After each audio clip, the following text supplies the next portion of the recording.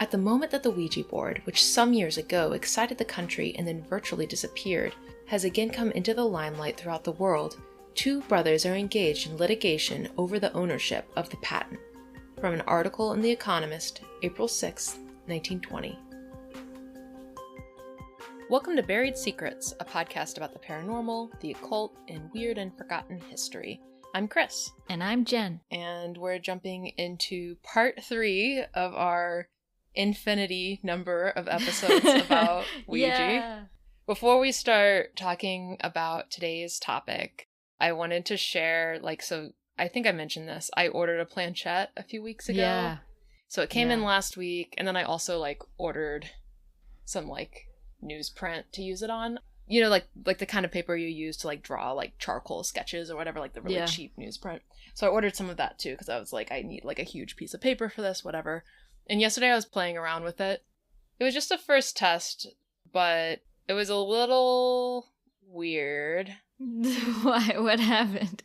So, there's some weird stuff that I'm not gonna get into, but just, some stuff felt really off. It was a little weird, and maybe I was freaking myself out, but whatever. But, I was using it alone, just kind of playing around with it, and basically, I put my hands on it. It was on the newsprint, and I just, closed my eyes, and just, my hand kind of moved around a little bit. I don't know. I'm a very twitchy person, and I'm sure it's the, ideometer effect in action. And then, after a little while, I looked at the paper and tried to decipher if there were any words. And there were a lot of points where it was just a jumbled mess. Mm-hmm. And then there was one line that was a little bit... So the first thing that was intelligible, I looked at it and my first thought was, oh, that says Justin. But it's not super intelligible. And, I very clearly see just. And then, after that, I see it as Justin, but I feel like you could say it's just, and then something else that starts with an I-N. Because then there's scribbles that I can't really decipher after that, and it kind of trails off. But maybe someone else would be able to decipher words out of it. Because, it's, unlike Ouija, it's literally just scribbles on a paper, and you're looking at it being So then very clearly after that, it said, avow. What? A space VOW. And then after that, it spelled out either where or when. Oh, God. And, I had my eyes closed the whole time, and, I could see how someone could, if they, used the planchette for a little while and really, got used to how it wrote and, looked at the paper as they were writing with it, I could see how they could write out words and, get it to, say something. But at least on this first use... it just, to me, felt the whole time like it was just moving jaggedly across the paper, almost like the seismic recorder thing. I don't know why I can't think of what that's called. But you know what I mean. Seismometer? Is that what that is? Oh, yeah, I think so. But just, the little scribblies. And then, I was really surprised when I, opened my eyes and, it wasn't just all just in one little dot. It was lines. Wow. And, I always am well, it doesn't mean anything until it means something, right? And, of course, me, looking at something, I'd be oh, that looks like it says Justin, just like the entity we spoke to at the Hawthorne Hotel. Yeah. There was, some weirdness during the session, and, I only used it for, maybe 10 or 15 minutes. But I don't think I'm going to use it again for a little while. I'm about to, go out of town to stay with my sister, and I will not be bringing it with me. Yeah, that's probably a good idea. They say you, shouldn't mess with this kind of stuff when you're in, a bad mental state. And I'm I'm depressed enough that, probably I shouldn't be playing with this stuff. But also, I'm I'm so curious. Whatever. Yeah. But, during the session, I asked, is there anyone there? Who are you? What do you... I can't remember. I think I said, what do you want me to do? Or, do you have a message for me? Or something like that. But I wasn't, of course, my eyes were closed. I was alone. Yeah. I wasn't recording. And I wasn't taking notes of what I was asking. And then also, I didn't look at the paper until I'd already asked several questions. And, it had moved a little bit. So I can't really trace and say, what little line of text corresponded to other stuff. But... yeah. It was a little creepy. Yeah, that is creepy. Oh my god. Justin. No, Justin. I had a lot of trouble like sleeping last night after that. Like I did it yesterday Yeah. afternoon, maybe around like, I don't know, mid-afternoon. And then I was lying in bed doing psychic protection exercises just in case. Just because like energetically there was like some weirdness that it might not be a bad thing, like, you know, like, Yeah. but I feel like I'm in a place in my brain where I'm like, what's a good thing? What's a bad thing? What's like Yeah. a self-destructive thing that I'm Yeah. reacting positively towards? Because I'm like, oh, I feel terrible. Let's see where Yeah. this leads, etc. Yeah. So I'm gonna take a little planchette break. Yeah, that's a good idea. That was like, that's scary. That scares me a little. Yeah, it really freaked me out, and I was Justin, like, was that I don't know, that whole like thing in Salem, like, and that name. He wasn't the good one that we spoke to. No. He was the scary one, I feel like. yeah. And we're supposed to leave that stuff behind. Yeah. Why is that coming up again? Well, and when I Yeah. was using the planchette, I really got like a kind of like smug vibe for, you know, like, and this is of course like me totally projecting, right? What does it mean to like detect a vibe as you're like Yeah. doing a planchette session? It could very easily be me just projecting. But I was reading, I wish I could remember what I was reading yesterday. I was reading, I think, the beginning of this book called Aleister Crowley and the Ouija Board. I think it was from that book. Oh, so the way I like stumbled onto that book was after doing it, I started Googling planchette evil.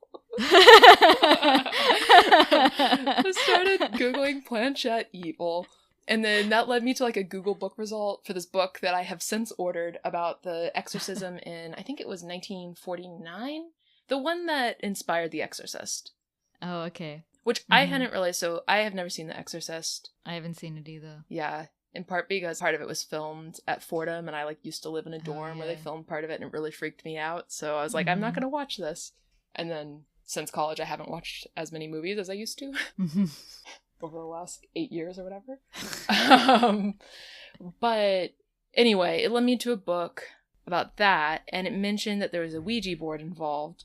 And then it was referencing this book, Aleister Crowley and the Ouija Board, which kept coming up in my research, but which I hadn't looked into at all.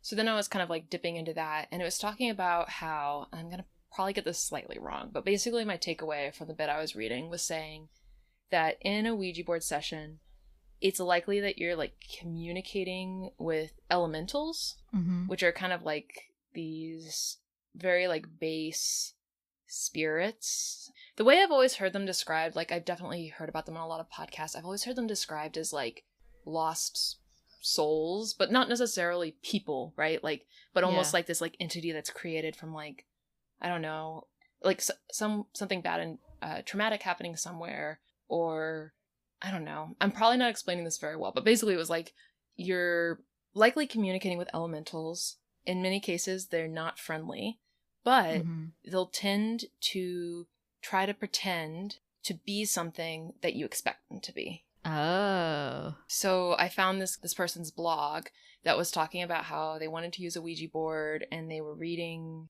some book, probably this Aleister Crowley and the Ouija board book. They were talking about how they were preparing this session where they wanted to they were like, I've decided that I want to talk to Hunter S. Thompson. So like they were kind of like preparing this Ouija board ritual. We'll now be talking, you know, to Hunter S. Thompson and blah, blah, blah, blah, blah. But the idea was that it's like these elementals can take the shape of what you expect or what you want to see. Yeah. So it makes complete sense to me that me playing around with a planchette would yield some kind of communication with something, borrowing from my like mind's vocabulary, this idea of this Justin entity. Yeah. Yeah. So more to come on that later, probably like later in the summer. When I get back to New York, maybe I'll play around with it some more. But I'll leave it here for the next 6 weeks or so. Yeah. But so like that was really interesting, and I thought like kind of sets the stage nicely for talking about Ouija boards. And we are gonna do at least an episode, but probably since I ordered that book about the case that inspired The Exorcist, I'm sure we're gonna do more than one episode about evil Ouija boards, or like stories about Ouija boards leading to possessions or like evil things happening. But my notes document for that keeps getting longer and longer with like more and more like sources and notes that I'm just like dumping in. Or things that I'm saying, okay, look into this later. So, keep finding more fun stories about evil Ouija boards for us to talk about later. Oh, cool. But today I want to continue talking about the invention of the Ouija board. Last week we ended with the creation of this company called the Kennard Novelty Company, which was founded by a one-time fertilizer manufacturer named Charles Kennard and a group of investors who he likely met at the local Masonic lodge or organization.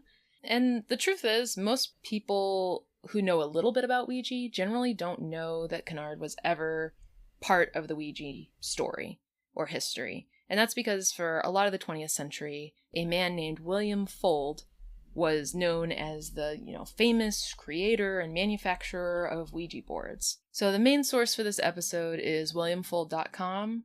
It's very encyclopedic. If you have, any interest in Ouija boards, it's something cool to check out. They have tons of information, pictures of different iterations of the board, etc. And it was created by Robert Murch, who's that Ouija board historian who we talked a lot about last week. And basically like all this research about the Ouija board history comes from him. Like not just in this episode, but it seems like in every article about Ouija boards, etc. So the Kennard Novelty Company, as we talked about last week, was founded in 1891.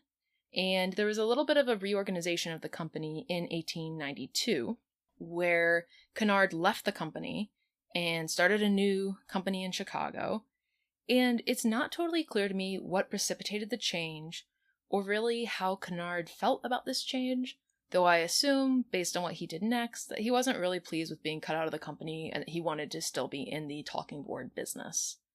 So, with him ousted, the Kennard Novelty Company was now owned by Colonel Bowie and Harry Rusk, who were two of the original investors in the company. They restructured it and they named it the Ouija Novelty Company. So, really focusing on Ouija. Yeah. So then they put an employee and a stockholder in the company named William Fuld in charge of operations. Fuld was also a really close friend of the new owners. So, they put their buddy in. Yeah. So, meanwhile, after being booted out of the company, Kennard started manufacturing something that he called a volo board. V-O-L-O. Volo comes from Latin, meaning to fly about, especially applied to the imagined movement of disembodied souls. And I love that Latin has such a specific term. It's like not just flying about, but, the flying of disembodied souls. It's very poetic. Very specific, yeah. And it also... That's cool. Volo, right? Volo? Yeah, volo. And it kind of... Whenever a word or a language has a really specific word to talk about something, it always tells you something about the culture that it came out of, where it's like they talked about something so much that they had a special word for it. Yeah. So, they talked a lot about disembodied souls flying around. As you do. Yeah. So the Volo board looked a lot like a Ouija board in construction, but the design was different. The letters were arranged in kind of an inverted triangle flanked by 2 rows of numbers, and the moons on the board were replaced with anchors. Goodbye was replaced with farewell. There was some weather-related text that was added, like clear and rain. I guess so that way you could ask, like, what's the weather going to be like tomorrow? You have like a 50-50 chance of getting it right. Yeah. I thought that was like kind of a fun addition. Yeah. So Colonel Bowie sued Kennard over the Volo board, saying that it infringed on the patent. And the Volo board was only produced for 3 months. And then, they were kind of sued out of existence. Meanwhile, there's also another competitor in Massachusetts that manufactured a product called the Espirito board. That's E-S-P-I-R-I-T-O. 4 months after they registered their trademark, the Ouija Novelty Company also shut them down with a lawsuit. Yeah. The company ended up giving their Espirito trademark to Ouija Novelty Company. So for a little while, the company tried printing the Espirito board on one side of the plank and, like the piece of wood, and the Ouija board on the other side of the piece of wood, which basically gave customers two talking boards for the price of one. Just kind of fun. Was the Espirito board like the same as a Ouija board? It was pretty similar. Like all these boards look very close, but just slightly, maybe the letters are a little different, etc. Yeah. The Espirito board looked like it had the text, all the letters laid out in kind of a big rectangle. There's also an ampersand and a colon.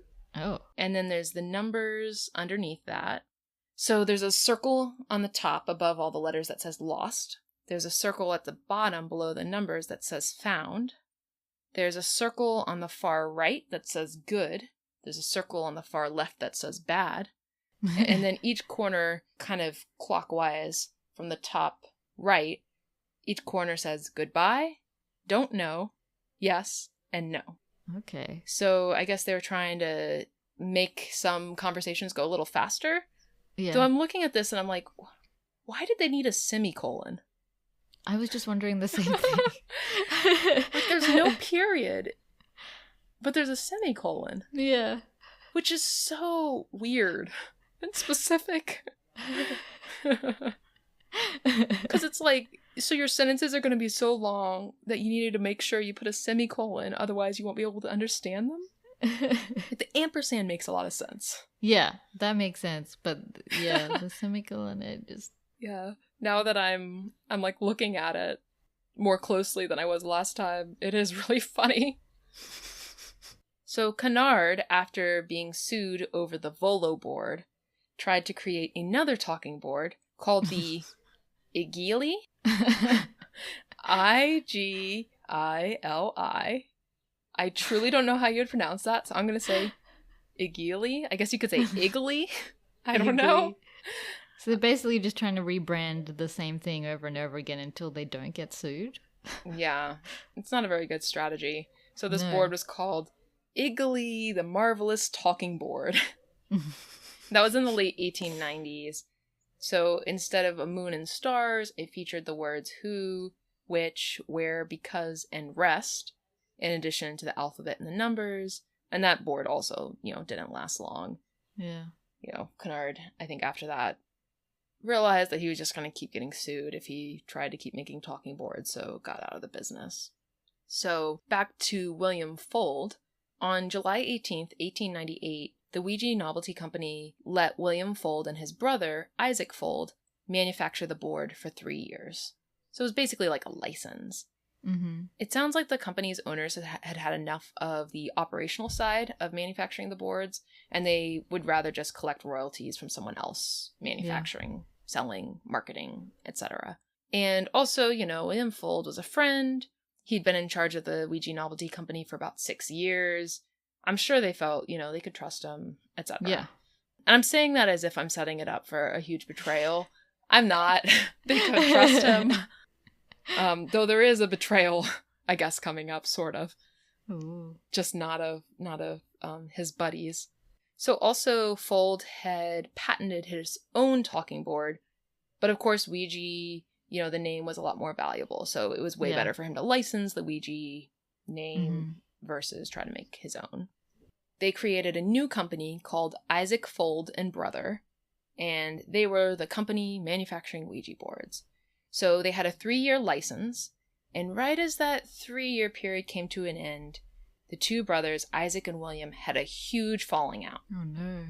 It's not clear what the falling out was about. It's not clear if it was related to the Ouija board and the Ouija board license, or if it was unrelated. But whatever the reason, when the license came up for renewal, which I believe was the next month after the falling out, William Fuld got that new license exclusively. He totally cut Isaac out of the deal. Oh my god. It was a really ugly disagreement. At one point, we'll talk about this a little more, but Isaac Fuld tried to manufacture his own version of the Ouija board, and literally William Fuld wrote letters to everybody, all of their customers, who they were doing wholesale business with, and was like, I'm the only one who's allowed to sell the Ouija board. You can't buy it from my brother or anybody else, etc. They'll be selling counterfeit, whatever. So, like, it was ugly. Yeah. And this began a split that would keep the two sides of the family from talking to each other for 96 years. Oh my god. 96 like Shakespearean. Years. It really is. That's sad. Yeah, it's really sad. And it's actually really interesting how the two sides of the family ended up reconciling. So Stuart Fuld, the grandson of Isaac Fuld, reached out to Robert Murch, this Ouija historian, wanting to learn more about his family. Mm-hmm. And then, around the same time, Kathleen Fuld, who was William Fuld's granddaughter, was also talking to Murch for the same reason. Wow. So eventually, Kathleen realized that Robert Murch was talking to Stuart and asked for Stuart's number, and the two sides of the family reconciled, and they now get together pretty regularly. Wow, that's cool. Which is really nice. There's kind of a funny little anecdote that Kathleen Fuld told a reporter at Baltimore Magazine. So I just want to read this real quick. So from Kathleen Fuld. We went up to the Poconos for a golfing trip one year, and there was a conference of priests taking place at the hotel where we stayed. I don't remember why or how it came up, but Stuart ends up telling a group of priests we're talking with that his family once made the Ouija board. All the priests immediately started making little crosses with their fingers. They started asking Stuart all kinds of questions. They wanted to know the whole story and got the biggest kick out of that. Even better, the priest invited the couple to take advantage of the conference's complimentary evening cocktail parties for the weekend, which they did, but it didn't matter. Every time we saw those priests in the elevator or wherever, they'd start making those crosses with their fingers. It's really funny. It's so funny to, like, imagine the descendants of the Ouija board kind of, like, ending up at a priest convention. Yeah. I just love this, like, weird priest convention at the Poconos. Yeah. And that the priests would react that way. Like, I get that they were being joking. Yeah. But the, like, warding fingers, I literally don't think I've seen someone do the warding fingers since high school. Yeah. Like, who knew that for, people like, still cooties did that? Or something. Yeah. So I thought that was such a fun little story, and it's very heartwarming to me that the family has now reconciled and is, like, going on golf trips together. That's very nice. Yeah. So, back to 1901, after the brothers split up, William Fuld formed a new company called William Fuld Manufacturing Company. Isaac Fuld continued making Ouija boards, so William Fuld took him to court and forced him to stop. And like I mentioned before, after he won in court, William Fuld wrote to all their customers telling them that he was the only person allowed to sell the Ouija boards, froze out his brother completely, made sure he couldn't sell them behind his back anymore, etc.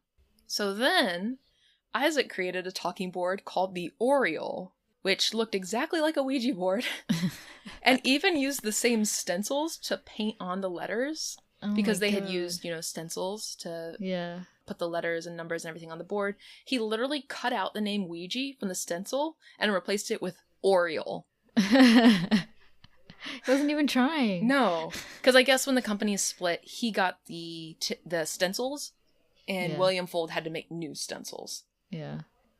So I guess you could argue that kind of the Oriole board had more of the Ouija board's DNA since it had the literal stencils, but it didn't have the name, and it didn't have permission to be basically making counterfeit Ouija boards out of spite. Mm-hmm. Mm-hmm. So it sounds like that company was actually fairly successful, and the brothers fought in court for 20 years. Whoa. Until 1920, when Isaac lost the case once and for all. And the court judged that the Oriole board was exactly the same as the Ouija board. Isaac had to stop selling Ouija boards, or Oriole boards. His company kept selling other toys until William Fuld died. And then the year after William's death, Isaac became an insurance salesman, which makes me think that he just stayed in the toy business out of spite or stubbornness. And then he was like, okay, good, now I don't have to make any of these stupid toys anymore. I can be an insurance salesman, just like I always wanted to be. Ouija kept getting more and more popular after William Fuld had taken over the product, and William Fuld moved the company to ever larger showrooms and factories. And in 1917, the board told Fuld to, quote, prepare for big business. So Fuld bought a big block of land and began to build a huge new factory that opened in 1918. The factory was really huge by the day's standards, especially for Baltimore. It was 3 stories high, 36,000 square feet. It cost $175,000 to build, which is more than $3 million in today's dollars. Whoa. Yeah, so it was a massive undertaking. As a side note, I do have some questions about this story. I wonder why he would ask the Ouija board something, just because throughout all of this, the whole time he was like, you know, I don't believe in Ouija boards, it's just a toy, etc. And, you know, I know that the product copy and stuff was a little bit coy, but he himself, he actually told a reporter who asked if he believed in Ouija boards, he said, I should say not. I'm no spiritualist. I'm a Presbyterian. So I wonder, was he lying to that reporter, and did he kind of believe in the power of the Ouija board? Yeah. Or is the story of the board telling him to prepare for big business fake? Oh, yeah. For like promotional marketing purposes. Yeah. That sounds more. I'm always really suspicious of any kind of story about the paranormal or occult. Anytime something's like a little bit too convenient, I do have to question it, because it's always better when things are neat and tidy and fit into, you know, fit together like they've been plotted in a story. But, you know, that's not really how the real world works. No. I do also think it's possible that maybe he was idly just playing around with the board and spelled that out. Yeah. I'm not saying that I don't think this story is true, but I do think that it deserves some skepticism. But if we say that the story is true, it makes this next part much better. So let's just say that it is, at least for this purpose. So on February 24th, 1927, Fuld was on the roof of, you know, his huge new 3-story warehouse, watching the installation of a flagpole on the roof. He leaned back on an iron railing, which, in a freak accident, collapsed. Oh no. Oh no. He fell off the roof backwards, and as he fell, he managed to grab at one of the factory's windows for a moment, but then lost his grip, fell to the ground. He got a concussion, 5 fractured ribs, a broken arm, a fractured leg, cuts and bruises. He was rushed to the hospital, and they actually thought he was going to survive. But on the way to the hospital, a bump in the road jostled him, and it made one of his ribs pierce his heart. Oh my god. So then, at the hospital, as he lay dying, he made his children promise that they would never sell the Ouija board. And that's William Fuld. Why did he make them promise that? Why all these people that are somehow involved in Ouija boards, by the time they die, they're totally against it? Right?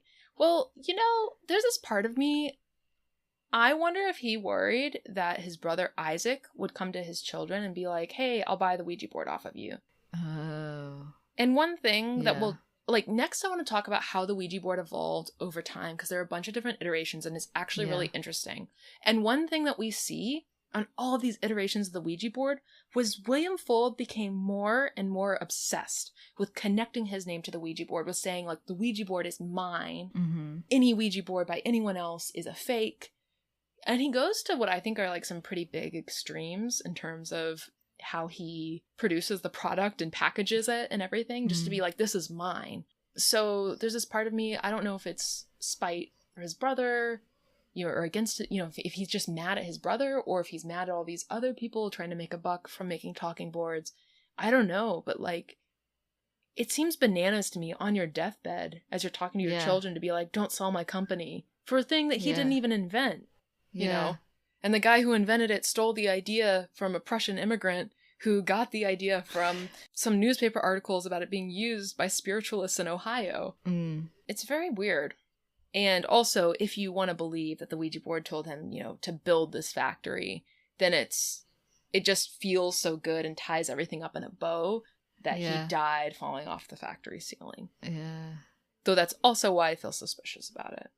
But to talk a little bit about how the Ouija board evolved over time during the 20th century, let's say. So last time we talked about how the canard Ouija boards had a planchette that was shaped kind of like a paddle, and with 4 little legs, which I found very aesthetically displeasing. The heart, or like more triangular shaped planchette, I think is much nicer looking. The first Fuld boards looked like that with a similar stencil. It was painted on veneered pine wood. The box that it came in showed a very proper Victorian family, and it said, "Mysterious and entertaining, amusing, scientific, and instructive." Scientific. Right? Because of the electricity. Exactly, and the magnets. Yeah. And the planchette, like the canard board, was shaped like a paddle, but now it had 3 legs. So, feeling a little bit more like a modern planchette. In 1898, the planchette became heart-shaped. It's actually kind of surprising to me that it took that long to become heart-shaped, since planchettes had existed since the 1860s and they were heart-shaped. Then some of the Ouija boards began having these like octagonal shapes, so like a rectangle just with the corners cut off. And rather than being just one big plain rectangle. And by the early 1920s, they had streamlined production on the Ouija board and totally changed the stencils that were used. So instead of having these letters that were really clearly stencils, they introduced the fancier type that we're used to today. A type that looks almost like Old West or like the circus or something. That's when they started using that type in the 1920s. And then also around this time, the planchettes started to have windows. Instead of a planchette being one solid heart-shaped piece of wood, that would point at the correct letters, some of the planchettes started to have a hole in the middle with a piece of glass so that it could hover over the right letter and you could look through and see it, which is kind of what we're used to nowadays. Yeah. I mentioned this before, but Fuld started to become really obsessed with the idea of people creating knockoff Ouija boards. So he started to print his name in huge red letters on the back of the board. Which we'll go into more detail about like exactly how he branded the board, because I think it's kind of bananas, but that's skipping ahead a little bit. So in 1902, William Fuld trademarked the name Oracle because he was actually worried about competitors undercutting the Ouija board by pricing their versions lower than the Ouija board. So he went ahead and made a cheaper version himself and called it the Oracle.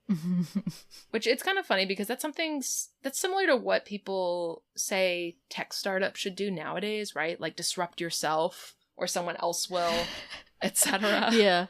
And I guess he just wanted the monopoly on the whole Ouija phenomenon, right? I'm assuming it's because of money and also maybe a little bit of like a power trip for himself. But usually it's about money. Right. Yeah, and I think part of the reason why he created the Oracle too was Ouija was becoming so popular that he was worried that he might lose the trademark on the name. Yeah, because that's fair. The courts might rule like, look, it's like saying, I don't know, a 1920s version, but like Kleenex nowadays. Even though I think they actually do have the trademark on that still. But it's like saying a brand name that just has come to mean kind of nothing, and I think he was worried that he wouldn't be able to enforce his trademark on Ouija for much longer.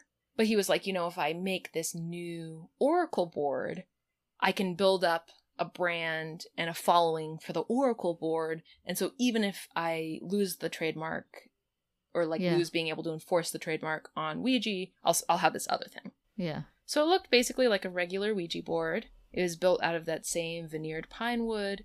It had the moon and sun in the corners, just like the Ouija board. It differed in that it had a big circle in the middle that had the name of the board, and then the numbers surrounded the circle, and then the letters were in 4 curved rows across the board. Oh. And then it had a black planchette shaped like a diamond with a hole in the middle, which is pretty cool. Yeah. So it quickly became very popular, and it actually became the second most popular talking board on the market after Ouija. Wow. And casually people started calling it the Mystifying Oracle. And so in 1915, that became its official name, the Mystifying Oracle. One thing I wanted to note was if you look at pictures of the board, everywhere, all over the whole thing, there are mentions of the patents on the board and the trademarks, etc. So I mentioned there was a circle in the center of the board that said Mystifying Oracle. And then around the edges, in a font almost as large as the font that says Mystifying Oracle, it says Registered Trademark. Wow. Then at the bottom of the board, it lists the US patent number and the date. And then it lists the Canadian patent number and the date. Whoa. Then it has William Fuld's name and the company's location, Baltimore. Yeah. So then, if you turn the board over, it says with huge, all caps letters on top, to obtain the original genuine Ouija board and get best results. And then it has the instructions in small print, and there's a block of text at the end advertising Fuld's company, listing his name, listing the copyright date. Then at the bottom, in even bigger all caps, it says, "See that the name William Fuld, Baltimore, Maryland, is printed across the bottom of each board. We have no branch factories or offices." Whoa. So literally they're like, if it comes from anywhere else, any other factory, any other state, don't use it. It's not ours. Yeah. Wow, it kind of takes away some of, like, the aesthetic, though. Yes, it really does. And I it's think less mystifying when Yeah. it's got, like, stamps all over it, like, saying who made it. Exactly, Who owns it. the trademark. When we were talking about how the Ouija board first got patented last week, we talked about how they had to prove it in the patent office. So I actually think at the time it's possible that having a patent on something made it more legitimate, because it's like, it's almost like FDA approval or something, right? Like, Yeah. the government said it works, it must work. Yeah. And this weekend when I was going through some historical newspapers, I was looking at a bunch of medicine ads that were in these old newspapers from like the late 19th and early 20th century.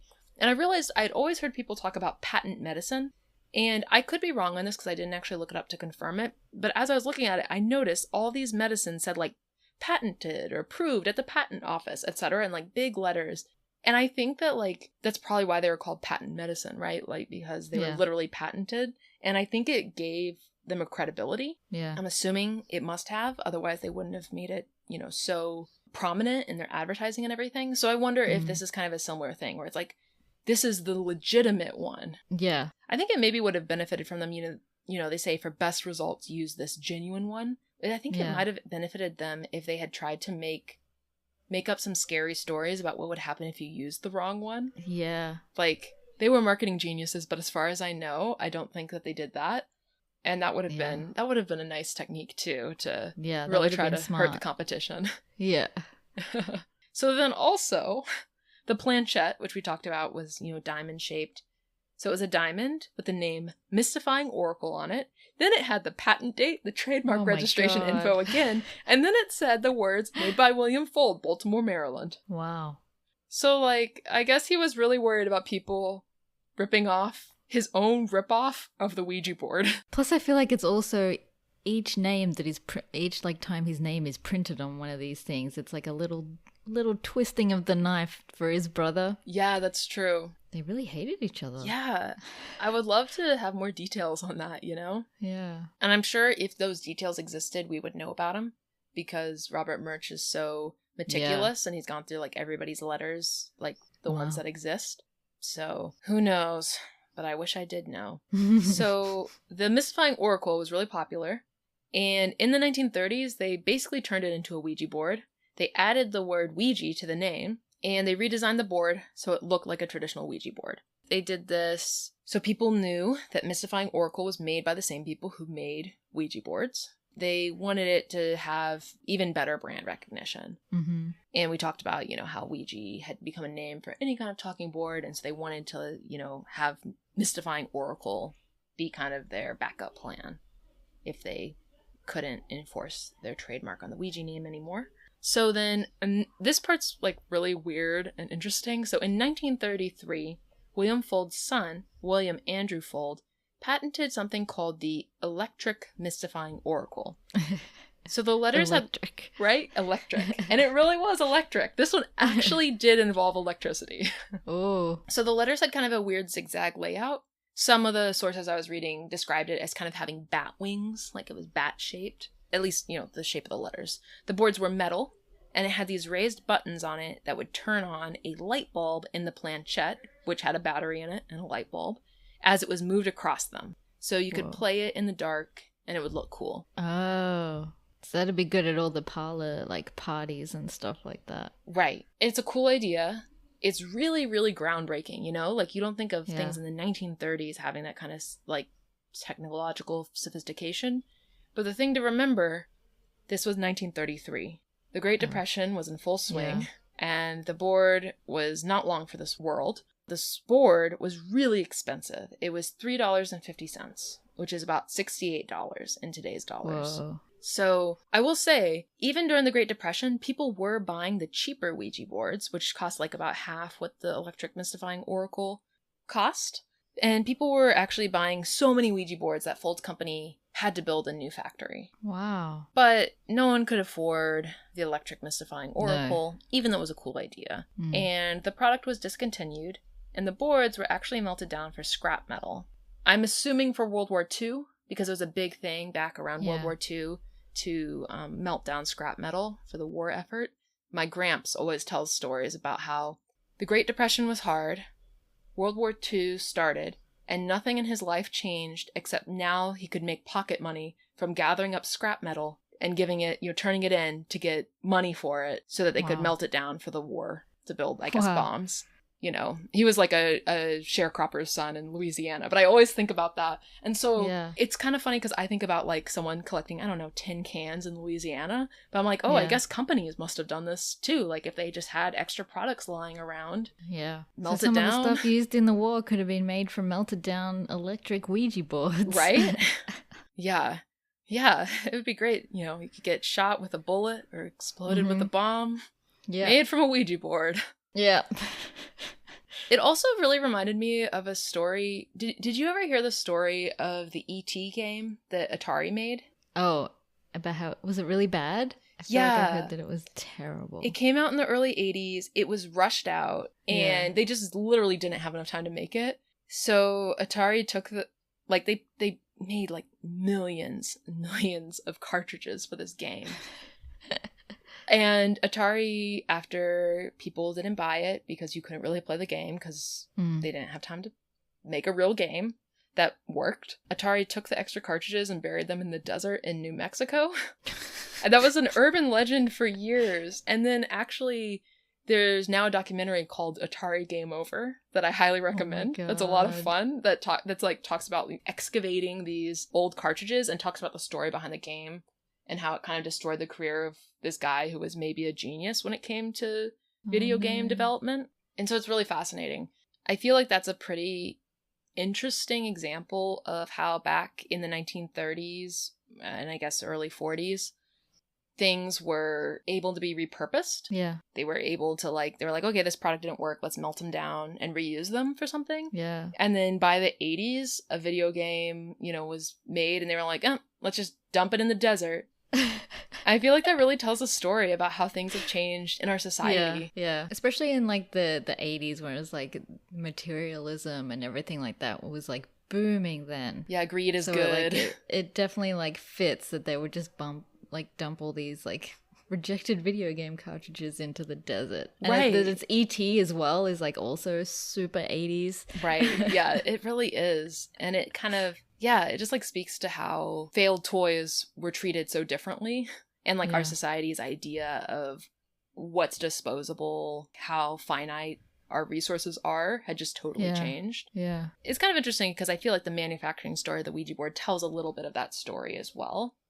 By 1938, they had actually stopped printing both the Ouija board and the mystifying oracle board directly on wood, and they started printing on paper over board, which is kind of what we're used to with board games today, right? There's a board and then they wrap it with a printed paper. Mm-hmm. I guess they had issues with the wood warping, and then also it was just it's a lot cheaper to print on paper than put it on board. So the last wooden mystifying oracle board was made in 1940, and by 1950 they had switched from using paper over hardboard, which was a thick type of board, to paper over masonite, which was a much thinner type of board. We're talking about the post-war era, right? Yeah. That moment when there was all this prosperity in America and it was kind of oh, everything's disposable. It's the cultural mindset that stuff is just disposable. Let's just make things cheaper, crappier, faster. Let's squeeze as much money as possible out of things, etc. All about getting profit. Yeah. And we start seeing all these kinds of cost-cutting changes. The decline of American manufacturing, consuming more and cheaper products, etc. So the hardboard version of the boards had been cut, kind of octagonally, like how some of the wooden boards had been. But the masonite boards were more cheaply and quickly made, so they were just these rectangles, and their corners were really sharp. Eventually, they had to figure out how to make the corners at least a little rounded because people were getting injured on the sharp corners of these crappy masonite Ouija boards. In addition to changing the board material to go with a cheaper type of board to put paper over, they started putting the printed paper just on one side of the board rather than wrapping it around both sides. They started making the planchette out of plastic instead of wood and glass. They did keep the little window in the middle, just things were plastic now. Yeah. While the office was in the same place in Baltimore as it had been before, they started to move the factory further and further away from the main office until finally the factory was moved to Pennsylvania, where costs were cheaper. Oh, right. So we're literally seeing the story of American manufacturing, right? Yeah. Literally, they're like, the factory and office had been in the same building, and now it's like, oh, let's put the factory over there. Let's cut some costs. But also it talks about like this alienation of these people who are actually making the product and the people who are profiting from the product. So it really is kind of like a little mini view into how things changed in America in the mid 20th century. So Ouija boards, were extremely popular for a very long time. So they had really big surges in popularity in the 1910s and the 1920s, so after World War I. Ouija boards were so popular that there's even a Norman Rockwell painting or illustration showing a man and a woman playing Ouija. And are you familiar with Norman Rockwell at all? Yeah, but I haven't seen that one before. That sounds cool. Yeah, it's, it's the standard Norman Rockwell painting. It looks very, very Americana. Yeah. And he was like this avatar of 20th century domesticity. And the fact that it's like a couple playing Ouija board really shows how much a part of everyone's life it was. Yeah, that's really cool. Yeah. And I guess William Fuld was kind of a marketing genius. He got the Ouija board into the Sears catalog, which really helped it take off. Oh, wow. And he didn't miss any chance to advertise the board. So Robert Murch found old envelopes from Fuld's company that had a little picture of the Ouija board on them. It looked like it had been like glued on or like a sticker that had been put on. So literally like all the correspondence was Ouija branded. The Fuld family also encouraged product placement for the Ouija board. So it was featured in TV shows, movies. He's kind of like ahead of the time there. Right. Yeah, really forward thinking in the marketing. Yeah. There was sheet music that was made that featured the Ouija board. There were plays and vaudeville shows featuring it. Wow. There's some of the songs that it inspired have kind of funny titles. Like there's one called Ouija Mine and one called Ouija Ouija Tell Me Do. And of course, Ouija spelled Weegee. Of course. I guess there was an article in 1920 where the New York Times compared Ouija boards to bubblegum because it was so ubiquitous in every household. So in 1920, 3 million Ouija boards were sold. Whoa. And there were fewer people in America back then. Yeah. At one point, I didn't realize how popular they were. No, and we're gonna get a lot more into this next week. We'll talk about the beginning of Ouija mania, but the term Ouija mania seems to have been coined in the 1920s. I guess at one point, almost every single household in the United States had a Ouija board. Wow. And in 1927, the year that William Fuld died, the Baltimore Sun reported that he personally had made over $1 million from Ouija boards. So that's more than $14 million today. Wow. And for reference, it sounds like from the 1890s through the 1920s, Ouija boards were usually priced at $1. And so it sounds like they would give retailers a discount of between 30 and 50%. Mm-hmm. So that's a lot of Ouija boards to make $1 million. And that's what you made as a person, not the whole company. Yeah. The board was also popular during and after World War II. There was a 5-month period in 1944 where a department store in New York City, sold 50,000 boards. Whoa. By 1950, the company only made Ouija boards. That was their bread and butter. That was their only thing, which makes sense. Yeah. I guess they were so popular during the war because it's such an uncertain time. People want answers and clarity and certainty. Mm-hmm. So maybe, and also people were dying, exactly, and not coming back, so they wanted to try and talk to their loved ones, and that was promising all of those things. So I can see like the appeal. Mm-hmm. It's kind of like now when like there's this boom with the same kind of thing in astrology and tarot and everything like that. Yeah, I really feel like we're in this new spiritualist movement in a way. Yeah, yeah. And like, the spiritualist movement was like spurred on by Civil War, and then, Ouija boards were popular right after, World War One, and then during and after World War Two. I keep trying to figure out like, okay, what's the reason for like this resurgence in spiritualism now? And like, to me, I feel like it's just people feel powerless, people feel alienated from each other, from the world. We're like stuck in this technological kind of hellscape. Like we're all literally right now isolated from each other. And to feel like you can connect to something else in the universe and feel, and also people like many people don't have a religion anymore. Yeah. So it's, even if you can't say that like you belong to a certain denomination, if you believe in some kind of higher power, whether it's astrology or tarot or, I don't know, crystals or whatever, like at least there's something else there for you. Yeah, and it provides like hope and a little bit of control. It feels like it gives you back some of the control in a time when it feels like no one has any control over anything right now. Right. And that made me think a little bit about, I was telling you yesterday about this book that I just started reading called Backwoods Witchcraft. And it is about folk magic in the Appalachian region. And it's really, really interesting. I'm maybe like a quarter of the way through. But it's like really beautifully written. It's very like poetic and evocative. And it draws a lot from the author's family's stories. But one thing that the author talks a lot about is all of this folk magic came from like disenfranchisement, from marginalization, from struggle. And it was like, it was all of the magic he talks about is rooted in Christianity, which is like something I'm really interested in. Christian magic is very interesting to me, especially like American Christian folk magic. Yeah. Just because like it wasn't something that I knew that existed until somewhat recently. But talks about these like economically depressed regions and like this old magic that there's still some memory of it. Yeah. I think it just really speaks to, this idea. I'm not going to be able to quote this right, but he like talked about how, casting a spell won't, make you suddenly rich, but it might make one little thing in your day a little easier. Yeah. You're like one little thing go a little, be better. Yeah. And it's really interesting to think about.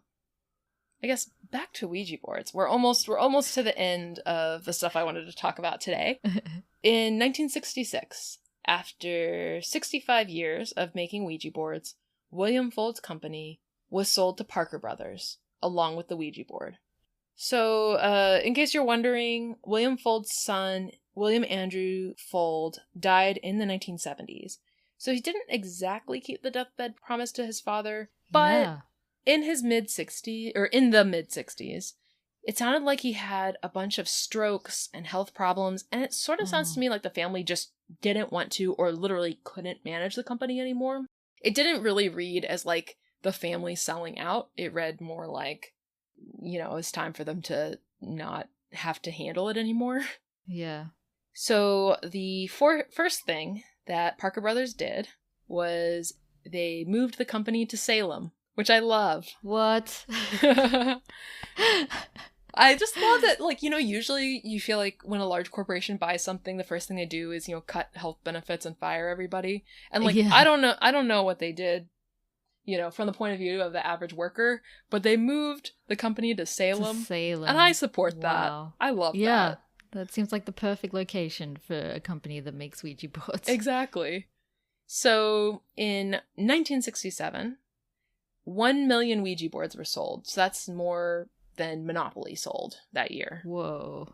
Which is a huge, wild number, right? Yeah. Because, like, growing up, we played Monopoly all the time. And, like, we didn't play Ouija board as a family. Like, I played it once at a slumber party. I can't imagine. But just for it to be that popular, Yeah. So in 1991, Parker Brothers was sold to Hasbro. Since taking it over, they've made all kinds of iterations on the Ouija board. So they've had glow-in-the-dark boards, which were like a thing in the 90s. And I was looking them up, and I was like, I kind of remember these. Maybe I just remember seeing the box, or maybe the box looks like a million other like glow-in-the-dark things that I had. Yeah. It was that was like glow-in-the-dark everything was Yeah. so big when we were kids. So big. And then they also, lately, they've had kind of more vintage-inspired, creepy-looking boards. So I think it's kind of interesting, the shift from... Yeah. Initially it was like the more classic board, then they like made it glow in the dark. Yeah. And now they're like, it looks... I don't think it looks as nice as the classic board. Like the one from the 60s and 70s. The current one is not as nice. But it looks so much creepier, and I guess it's trying to capitalize on this new interest in like the occult and like horror movies. I think because there's been like Ouija-related horror movies ever since The Exorcist, and like they're popular. It makes sense to want to capitalize off of that.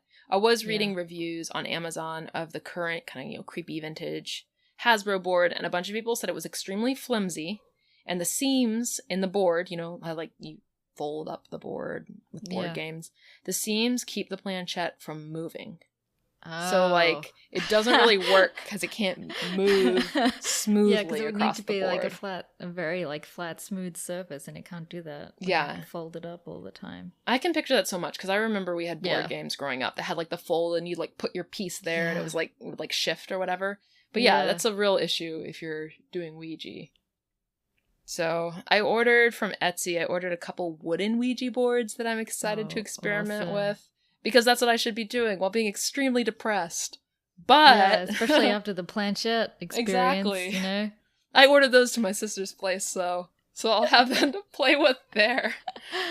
Although she definitely won't let me use them in their apartment for sure. Which is fair. Which is very fair. Yeah. But I ordered one that's a reproduction of the 1920s, I believe, fold board. And then one is like a more modern witchy one. Actually, I think that vendor is Australian. And it's like, has like a moth on it, and it looks pretty. Oh, that's cool. And it's a little smaller.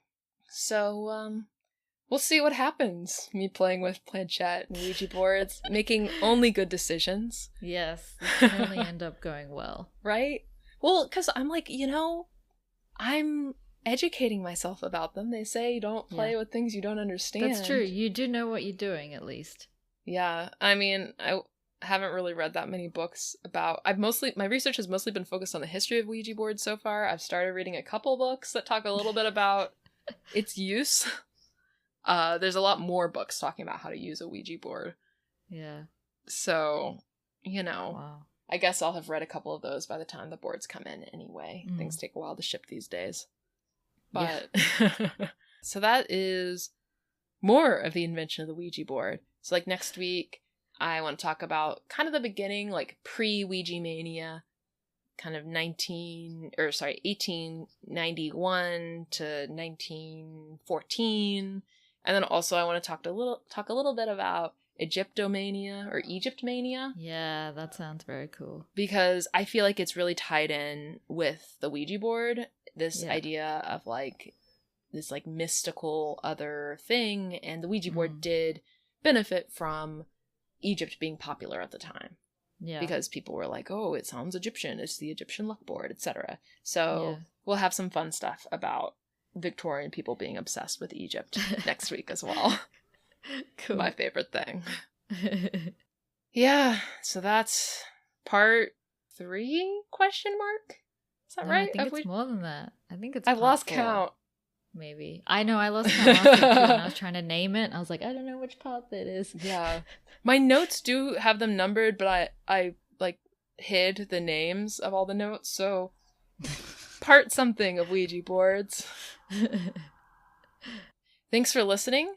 We'll be back next week with even more Ouija board stuff.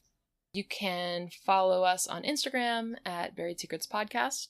You can write to us at buriedsecretspodcast@gmail.com. You can check out our website, buriedsecretspodcast.com, which has the show notes with all the sources that I use for all the episodes. We also have a Patreon, patreon.com/buriedsecrets. If you like this podcast, please tell your friends. Please rate and review on Apple Podcasts and anywhere else that lets you rate and review. That would really help us get discovered by more listeners. You can follow me on Instagram at Jen Marie Wild. Thanks for listening. We'll see you next week.